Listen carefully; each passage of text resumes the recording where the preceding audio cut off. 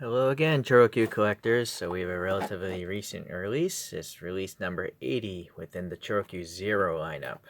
So these are the, I guess, more elite versions of the Choro-Qs. They have a standard, and then these are the Zeros. But they're really overpriced, really, I think. They're just not as good as Tiny Qs. Tiny Qs are much better and cheaper. It's just that Tiny Q doesn't make anything. They only have like 10 castings, or not many castings. But Choro-Q has hundreds, so you can collect them quite a bit. Oh well. Hopefully Tiny Q will pick up the ball and get some more licensing, or hopefully Tomitech will do a better job, but being Tomitech, I doubt it. Alright, I'll still collect their stuff though, so they're winning out in the end, getting my money. So one thing I don't like, adding mirrors, just like TLV, same parent company. They're making you work, right? It's kind of weak. I'm not a fan of that. Alright, this is a really tiny car in real life. I've actually reviewed a 1/64 scale of this before, but that's a normal sized man, and that's the car. But it's a cool little car. I think if I recall, it might be a K-class car, meaning like 660 cc's, but I could be wrong. You'll have to correct me. Alright, let's start with the front here at this time. Just a blank license plate. That's weak, right? Why wouldn't it print AZ1? For the price of this thing, it should have printing there. At least the turn signals and the headlights are printed, but again, for the price, I feel like these should be clear lenses. They even do it on the lesser Choro-Qs, where the whole body is clear or smoked, and they just leave it raw plastic. Alright, well, at least this does have a badge printed on it. The Autozam, part of Mazda, but that's the Autozam logo. It actually looks really good. You know, the different colors and stuff. There's also an egg crate pattern in here, and probably some sort of sensor, or maybe a tow hook. Alright. And then you'll see it's a two-tone body. Blue, not metallic though, but this lower half is metallic, like a metallic gunmetal or dark gray. And then the wheels are specific to the real car. The second photo I showed you, that's what they're going for here. And the four lug nuts, you can see no brakes on anything like this. And actually, interesting enough, this is not blanked off. But those spokes are so thin, I'm actually quite surprised that they did this. I just assumed they would be blanked off because this is a toy. It's a pullback toy if you're unfamiliar with Choro-Qs. And for some reason, that motor, you gotta really crank it up, but yeah, this is a slow one. It's like a defective motor or something, but I don't play with these. Another thing I don't like is the slab-sidedness of the tires. The old Choro-Qs have better tires. They're more rounded. Alright, panel cuts are okay. They have to stop here because that's the way the mold, the top half of the mold goes up. They didn't want to have an undercut, it seems.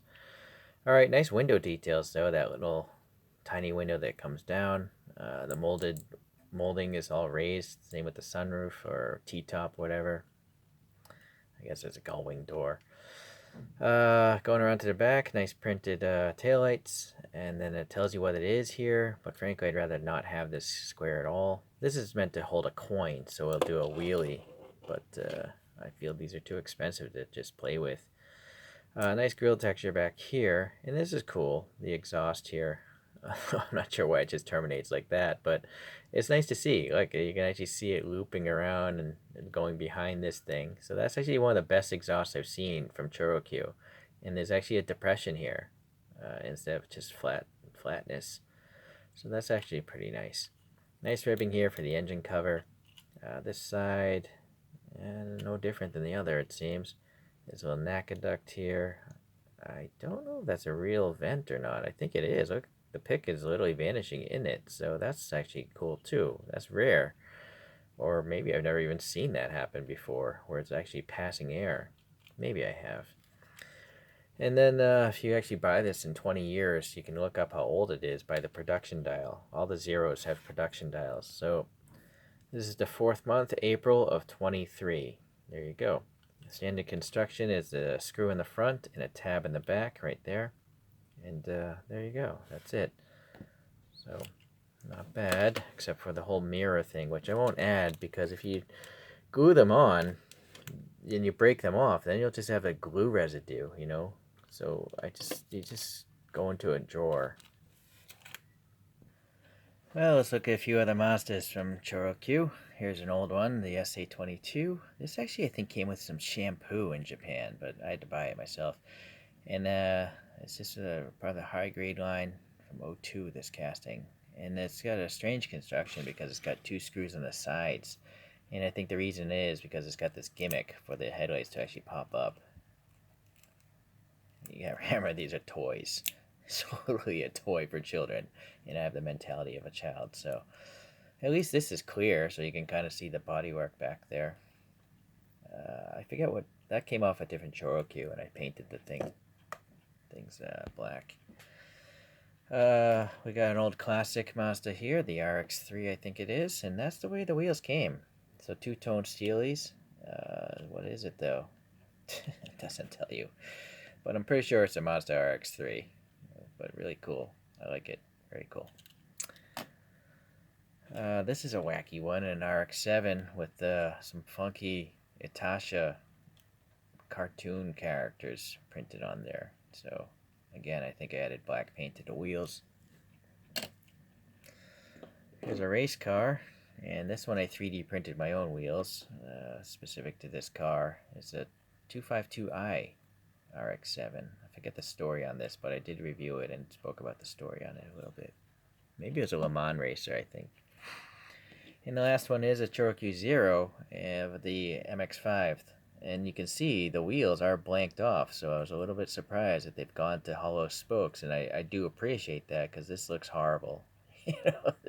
Unless you add black paint, I think it just looks horrible.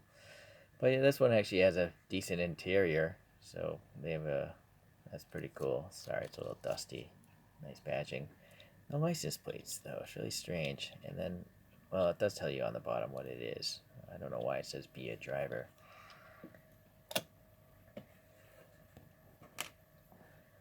Alright, so Choro-Qs are all generally the same size because they have the same wheelbases.